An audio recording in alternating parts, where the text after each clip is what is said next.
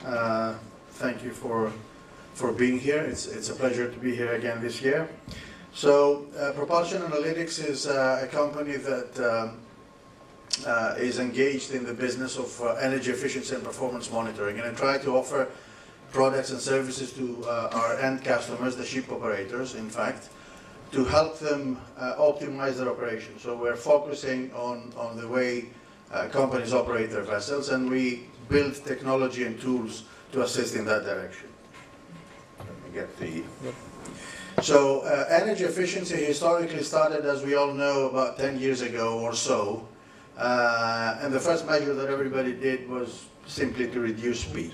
So slow steaming is the way, in a way, that's the way things started in the industry. Now since then, we've gone, I would say, in 4 different waves of evolution and practices that one does. But now I think we can safely say that we're in the 4th wave of what we call energy efficiency and performance monitoring. So things like online monitoring, fuel management as opposed to simply fuel monitoring, engine monitoring and fault diagnostics, condition-based monitoring, predictive maintenance are sort of, every day's, if not business, but every day's language. So we are used to seeing practices in the market present today.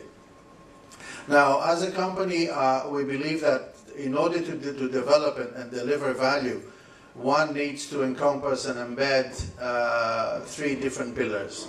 Certainly the first pillar is core engineering principles, so that could be in the form of simulation models or other tools, but certainly the core engineering principles behind either a naval architecture issue or a marine engineering issue.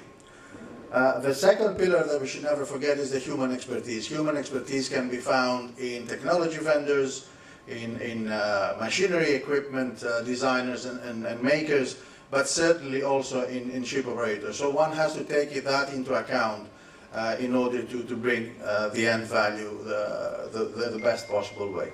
And last but not least, which is the topic of my discussion today, we've recently, over the past few years, started introducing machine learning techniques as a 3rd pillar in the way we handle, certainly as a company, but I think it's broadening in the industry. So machine learning is actually coming to compromise and work hand in hand with the other 2 pillars. And we believe that when the 3 meet is where the actual best value and optimum value comes out. Now, it seems that luckily we're not the only ones believing that.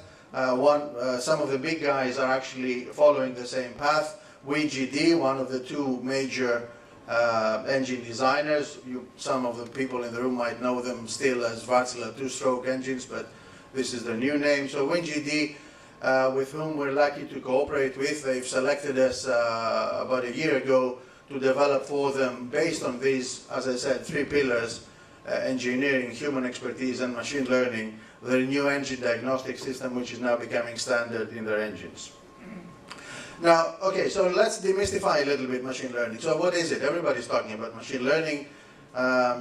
It's simply another way of programming. I would say it's a less deterministic way of programming. In other words, instead of giving direct and strict instructions to the computer to relate data between them, so from A to B in a very strict way, we give to the machine data sets and we sort of let them understand the relation between these 2 data sets. Vaguely speaking, that's it. So, as I said, there's a lot of mystery behind it. I think if one understands the basic principle, then everything falls into place.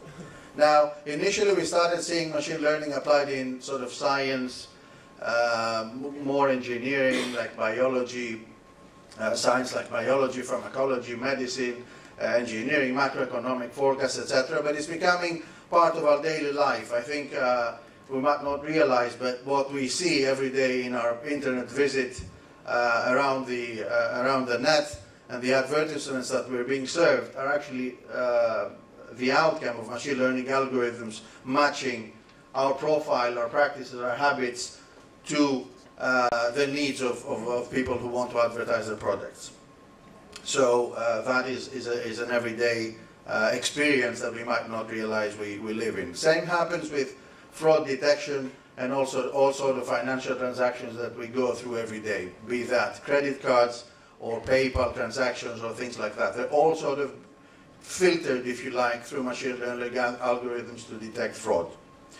Okay, so how do we apply machine learning? I think one has to start from a historical big data set. And the word big is not an exclusive term, but the bigger the data set, the bigger the historical data set that you start from, the better actual result you get at the end.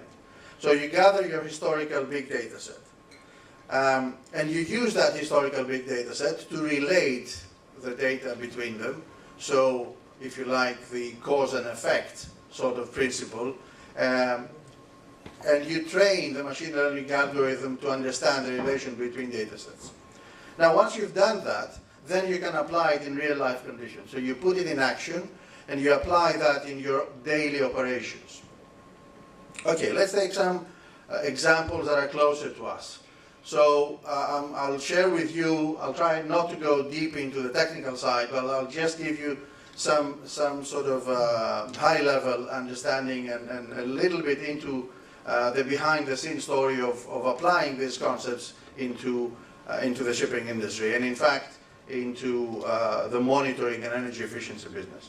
So one area that we've applied these principles is fault diagnosis, and I'll give you an example of a piston scaffing, or if you like, a high friction piston issue that often ship operators are actually facing. And the second is what we call predictive maintenance, the ability to predict the remaining useful life of components. So if I start with the first, what we did is we got, as I said, the historical data set which we used to train the algorithm. So what we got is here is an example of one of these parameters that we use, the liner wall temperature. So one needs to start from sensors and recording of data from many engines possibly and many different operating conditions. And once you have patterns like that, you start labeling them, you start characterizing them, and you say, okay, this is my normal operation. And then you say, this is my pre-high friction area, so I'm starting to detect that something is not going the right way. And finally, if nothing happens, this is your high friction area, so you actually can identify the fault itself.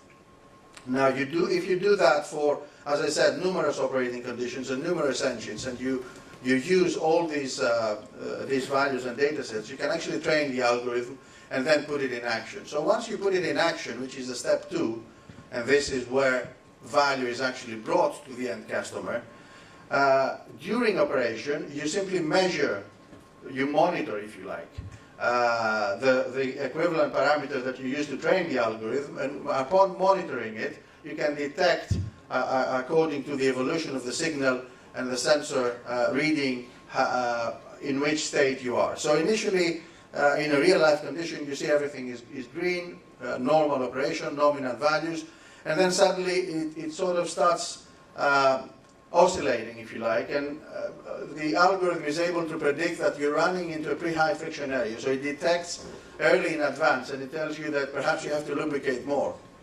Things are not going the right way.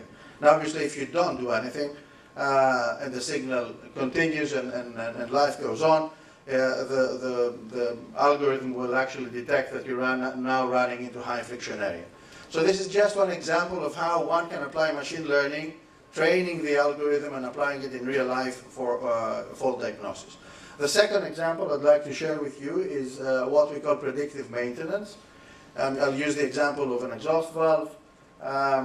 Again, the historical data sets that you use, I'm giving you here a headline or if you like a highlight of data that one could use to train the algorithm, and you can see standard monitoring data for the engine, so RPM, maximum pressures, exhaust gas temperatures and things like that, which you measure anyway. If you combine them with running hours, wear measurements that people periodically take anyway during inspections, and replacement events, so you use that in order to train the algorithm, then during operation you can actually simply by monitoring these parameters and obviously tracking also the running hours of the components, you can actually predict wear measurements the wear estimation without measuring, and also the remaining useful life, which leads you to being able to predict how much remaining useful life you have for a particular component and compare that to possibly a planned maintenance event. So you can either extend the useful life or preventively ad hoc maintain or plan an ad hoc maintenance or troubleshooting event. So again, in closing, what I try to pass as a message is that machine learning is a very useful tool indeed. It's actually becoming quite standard in our industry as well. A lot of people are using it, you might not be realizing, but a lot of vendors are actually using machine learning tools. Certainly some of the big data guys that we saw in the previous panel. But what we believe, and I think is very crucial, is that we should not forget it should always go hand in hand with core engineering and human expertise. It's not magic, and it's certainly not a blind tool to let it work on its own. So data have a story to tell as long as we guide them and we support them to tell us the story. As a company, as I said, we have applied this principle, so we're combining in our core technology product, which is the Engine Hypercube, a product that we developed for the shipping community to monitor their engines, performance of their engines, and diagnose faults and provide troubleshooting, is based on these three core principles. So engineering, based on simulation models, human expertise, and now machine learning techniques as well. So thank you very much for your time. I think I'm on time.